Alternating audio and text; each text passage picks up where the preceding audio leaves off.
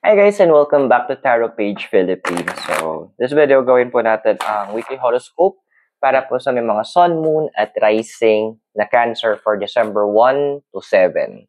Kung bago ka, subscribe, like, and share. Kung hindi mo alam yung sun, moon, tsaka rising sign mo kasi importante siya. Sa dulo po ng video, meron po tayong link para dito. Readings are for guidance purposes, so use your free will wisely. At kung gusto nyo pong supportahan para lumago po ang ating channel, for monthly support, pwede nyo pong gamitin si join button. For one-time support, yung thanks button sa baba. Cancer, kamusta ka? So, meron tayo ditong number 10, Unfinished Symphony. Well, tatapusin mo na siya. Alam mo yung mga tipo, siguro, take advantage mo na yung Mercury, yung post-shadow nung Mercury retrograde. So, medyo ikaw yung nagkaramihan sa inyo, kayo mag-reach out doon sa mga tao from your past. Not necessarily mga ex, ha? Pwedeng mga friends, dating walang communication, former friends, former co-worker. Basta mga tao sa nakaraan, nasabihin na lang natin na alam mong merong hindi maayos na nangyari in the past. Pero andito kasi na it is, kumbaga sabihin natin na parang closing of chapter na. Ito na yung point na pinapakita ng cards na yun yung nasa innermost mo. Gusto mo na masettle. Kumbaga parang sa utang. Tapusin na natin to para wala ka na iniisip. Kumbaga, parang letting go of the past. Nag-cleansing ka na ba? Patapos na rin naman yung taon di ba? Parang, it needs, what's done is done. Kumbaga, andun na yung point. And this is a moment of letting go of those things, of those people, of those events in your life. So, okay lang yun. Medyo mahirap nga lang sa harapin. Now, ano ba yung crossing mo? So, 51, si Milk and Honey. Well, ito lang may sasabi ko. If you made the move para mag-contact, mag-reach out, at ayaw nila, it's okay. Hindi mo kailangan ipilit. That means, kasi the mere fact na kumonta ka, it's already a proof na willing ka para maayos yung mga bagay-bagay. Willing ka maging civil, willing kang willing ka na makipag-usap ng maayos. Hindi nila gusto. So, it's okay. At least you tried. Importante, gawa ka ng way. But, andun yung point kasi, kailangan natin respetuhin din yung decision nila. Uy, ay, ba't kayo nag-aaway? Ay, sorry. May mga pusa. So, kailangan natin bigyan ng respeto yung sila. If they don't want to, then let it go. And then, let's move forward. Ando na siguro may mga bagay na hindi talaga, may mga gusto ka itanong and para maklaro, natin magagawa kung ayaw nilang bigyan ng chance yon. So, ando na yung point na parang, it is what it is. Kung yun na yun, hanggang doon na yun, tapos na.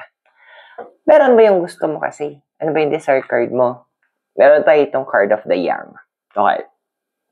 This is a male energy kasi. Symbol ng male energy. Yung yin-yang, yung bilog. Ba? So, yung card na to nagpapakita kasi na one of your desires is actually, kaya mo siya gustong gawin, makapag-usap, or makipag-connect dun sa mga tao sa past mo. Kasi gusto mong mabuo. Gusto mo na mag-full circle na.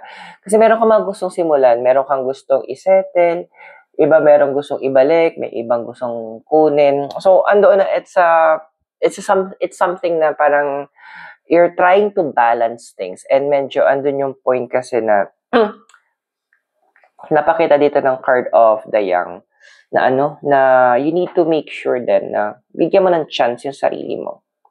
Nabibigyan mo yung chance sa sarili mo to fix things. And andun yung point kasi na medyo, sabi natin medyo may raw emotions ka ngayon na medyo you're being aggressive para maayos. Yun yung pinaka-theme mo talaga. Maayos yung mga bagay-bagay And kung hindi na, then let it go.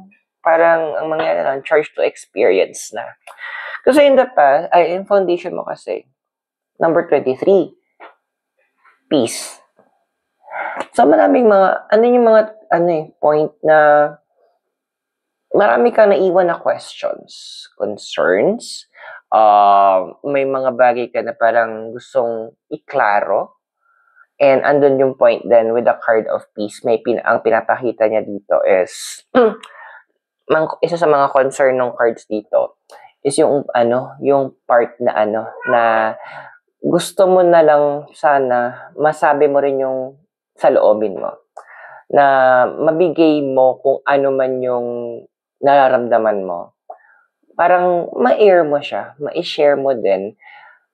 And andun yung point na gusto mo rin malaman na ano ba yung dahilan ng mga ganong nangyari. Parang yung, ano ba yung kantang yun? Yung parang, anong nangyari sa ating dalawa? Parang you want some answers din. Gusto mo din naman na magkaroon ka baka mamaya may mali ka din. Andoon na, para at least babalik tayo sa desire card mo para maayos mo rin, makorek mo sa sarili mo. Kumbaga, nag-mature ka sa part, yung part na nag-mature yon na gusto mong malaman, what can I do to make myself better? And isa sa pinakamagandang tanongin kasi minsan ng mga ganyan is yung mga taong nakasalumuhan natin nung nakaraan. Because in the past, number 42, Chapwood.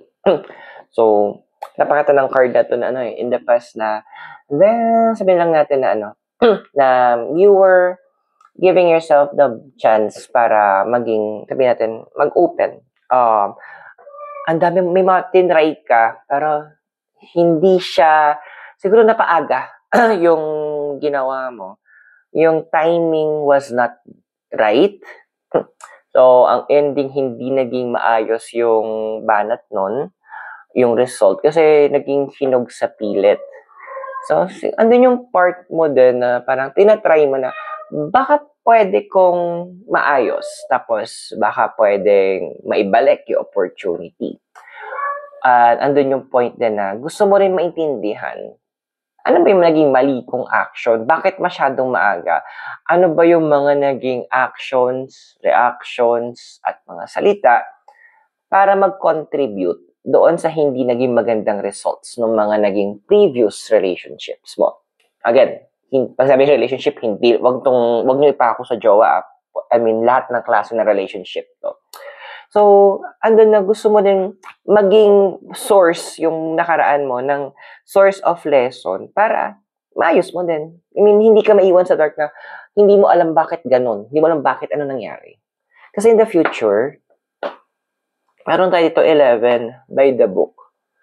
May mga iba sa inyo kasi, you're looking for hindi closure to eh. Hindi ko bakit security yung term, emotional security, na masalvage sana yung mga bagay na hindi na yung mga bagay-bagay. Now, the cards are saying then, yung pinapakita dito, na you need to find, yung development mo dito kasi, lalabas ka sa usual norms. Actually, may point nga dito na i-challenge mo din yung mga personal mong paniniwala. At magkakaroon ka, kumbaga parang gusto mo mangyari, ihaharap mo yung sarili mo sa salamin para makita mo, ano ba yung kailangan ko medyo mabago? Ano ba yung kailangan kong bigyang pansin? Ano ba talaga yung mga bagay na dapat mawala or baguhin? So, kung nakaka-resonate ka sa readings natin, invite kita to subscribe, like, and share para mapanood mo yung mga future videos din natin. But for now, tuloy natin yung reading mo. Hi, Mira. Gulo mo kanina.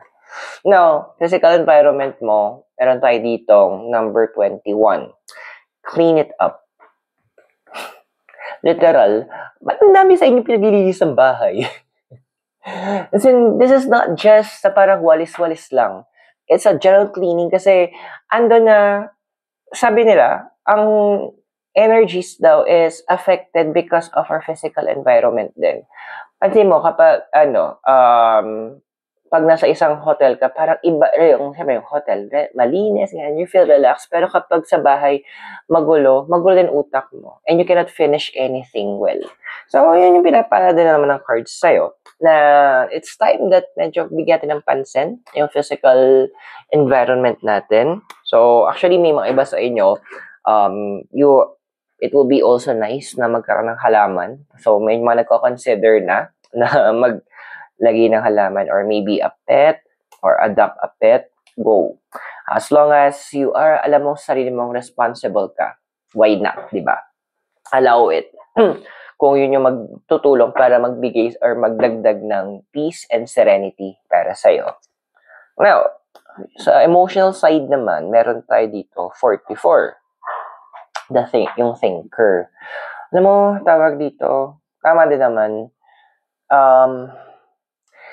ano ko ba, napansin ko rin yun eh, yung mga and even sa sarili ko dati, kapag nag-react ako out of emotions, yung tipong outburst, galit, o pikon, may mga nasasabi talaga akong hindi ko na mababawi. At may mga nagagawa ako na siguro hanggang pagsisisi na lang yung pwede kong gawin. Yun yung side na kailangan mong i-tame sa sarili mo. Yes, water element ka, so medyo connected ka sa emotions. So with this, sinasabi din ng thinker na literal, alam mo yung sinasabi, think before you click. Dito mag-apply sa'yo. Think before you react. Walang masama. Hindi naman sinasabi ng cards na, ay, hindi ka pwede magalit, hindi ka pwede, no, okay lang. Kasi, yung mga galit, yung mga yon, those are valid emotions yon. Walang masama. Pero yung actions na gagawin after nun, doon na tayo magkakatalo. So, andoon na, diba kaya nga may verse sa Bible, in your anger, do not sin. Kasi in-acknowledge mismo, even the Bible, in-acknowledge siya na, pwedeng magalit. Huwag lang magdudulot ng kasalanan. Now, hopes and fears mo, we have here is number 18, serendipity. Now, the cards are advising din kasi na andoon na, bigyan mo na yung point na you feel, ang dami sa inyo na parang gusto nyo na maayos na lang, gusto nyo ang dami nyo gusto ma-settle talaga. Kasi ando siguro na may mga iba sa atin, or iba sa inyo na, matanda na ako, ganito, ganyan. So, you feel na parang yun yung tamang gawin. Siguro, marami din sa inyo na sa age, siguro manonood, but between the age of 25 to 32, ganyan.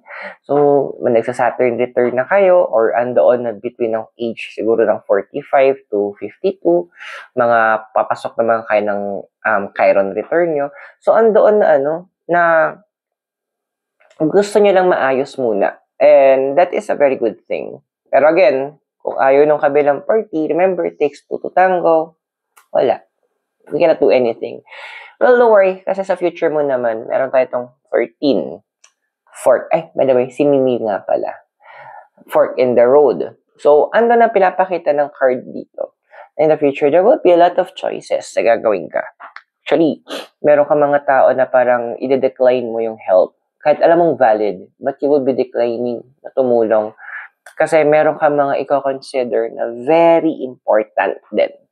Now, this is also, yung part ito na sa fork in the road na pinapakita din in the future, there will be people that you will need to cut off.